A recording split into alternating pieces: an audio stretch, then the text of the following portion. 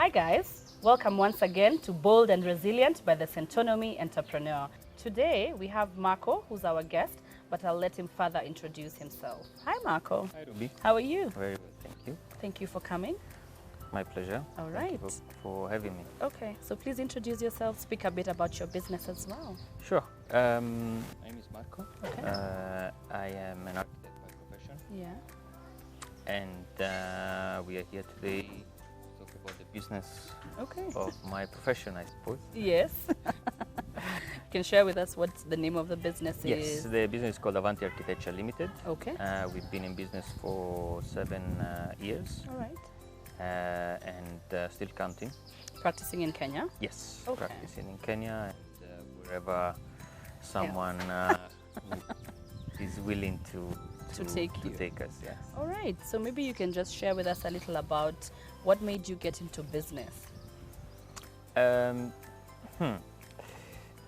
think I got to a point where I just wanted to see whether the complaints that I was making to my previous employment situations, I could do better.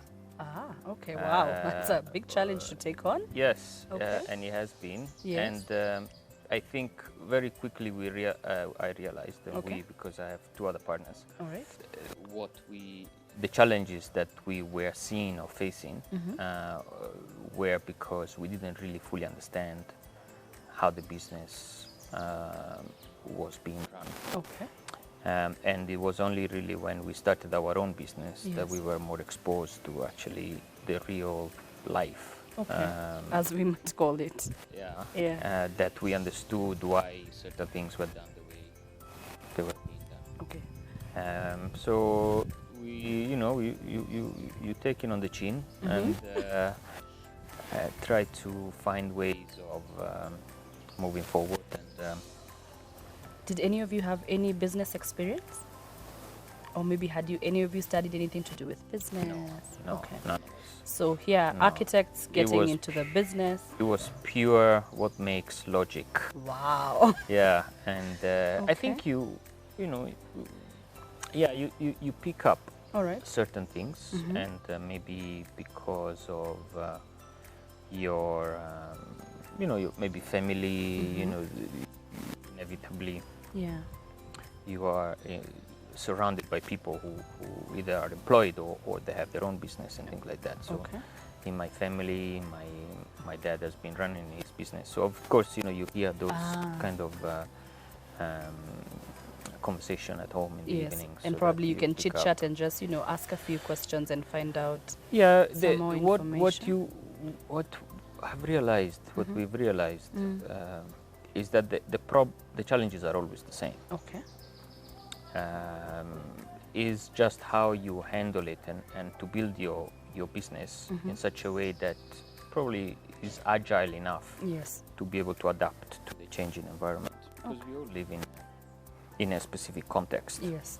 And especially in architecture, there are a lot of factors that you're not in control of. Okay. Yet the assumption is that architects are supposed to be in control of a lot of things, but Oh, the dear. reality is that you're not. Okay. Yeah, it's All right. always about teamwork, and it's about Yes. influences that you're not in control of. Okay. So there must have been challenges. I mean, if you didn't have any background on business, what were some of the challenges that you had to deal with as you were getting into the market and you're starting the business, you're so excited about it? What are some of the things though that might have shaken you up a bit? So the first and foremost was that for as much as you think you are a good architect, Okay. or at the end of the day, if you cannot get a job, get a commission rather, Yes. and get paid for that commission, Okay. You're not as good as you thought? you're not you're not in business. So your skills remains in your mind. Okay. So that was the first realization. The year passed Yes. so fast because we were really excited to be able to have few clients that were talking to us. But the concept of of having a proper business, business plan or cash flow, things like that. It was very superficial. Okay. Yeah, obviously we knew that we had to collect some fees in order to carry on, but how to do it, it was all very fluid. Yeah. Okay.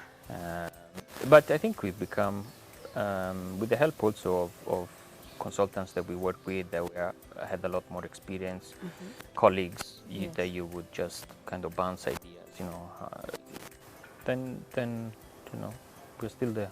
Okay. Yeah. So here you are a couple of years later and you decided to do the Centonomy Entrepreneur program. Yes. Why? Because I felt like I needed someone to tell me how to do it. Okay. Rather than just me searching on Google or talking to other mentors. Yes. I just felt like, okay, let me just sit at the back, like in school, Yeah. and then have someone to tell me how to do it. How did that go? Very well. I was actually very happy that I've done it after running my own business for a while. Yeah. I think if I had done it at the beginning, before starting the business, Yes. probably I would never start the business. Because you need to be a bit crazy and a bit naive to start your business. Otherwise, if you know too much, sometimes it kind of acts as a barrier. Okay. Yeah, so you need to be a little bit crazy. All right. But it was really, really cool and really informative. Of course, what I found is that certain aspect of it were more related to product size more than services businesses. So sometimes it was a bit challenging to relate. Okay. But for the 12, 13 weeks. Yes, 14 weeks 14 actually. weeks. Yeah. I think most of it was very helpful, yeah. What are some of the tips or some of the things that you've already begun to implement into your business? So mostly was restructuring the way the financial reporting is done. Okay. So I picked up on that class and immediately spoke to our accountant and told him, okay, I need to see these things in a different way. Okay.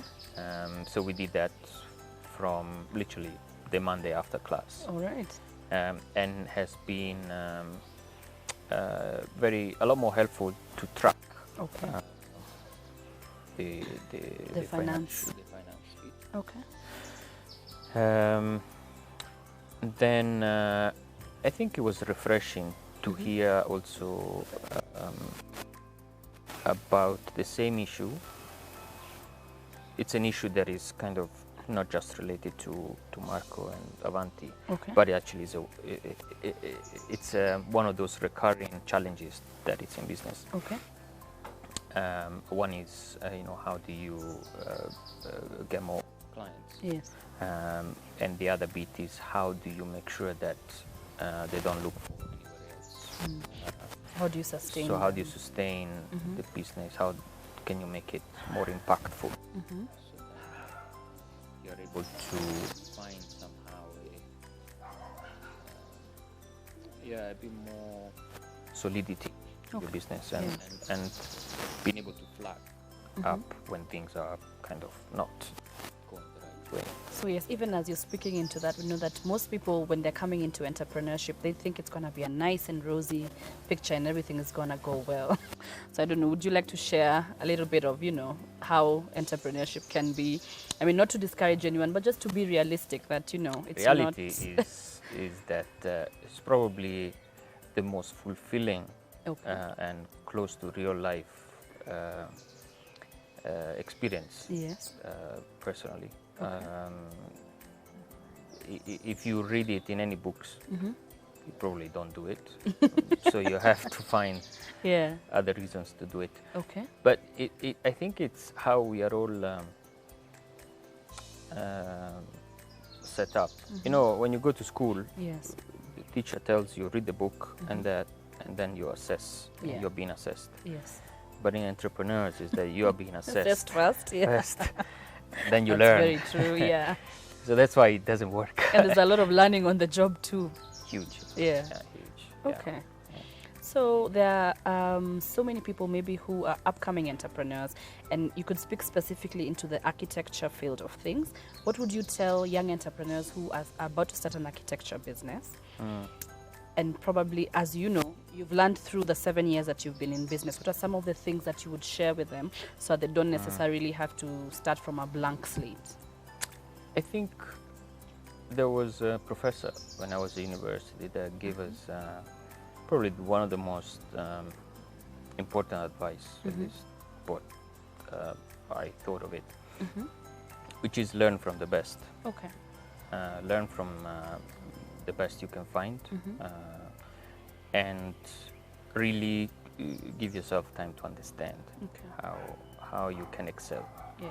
Because at the end of the day, there will always be challenges, there will always be pitfalls, but be true to who you are and to what you aspire to. Okay. That is what, in those moments of downside, you should hold on and we'll move forward. Okay. Yeah. Wow. Thank you for the insights. We really appreciated your time.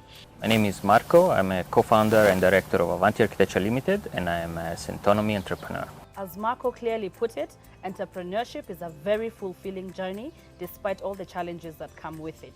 Join us next time as we experience another great, bold and resilient entrepreneur.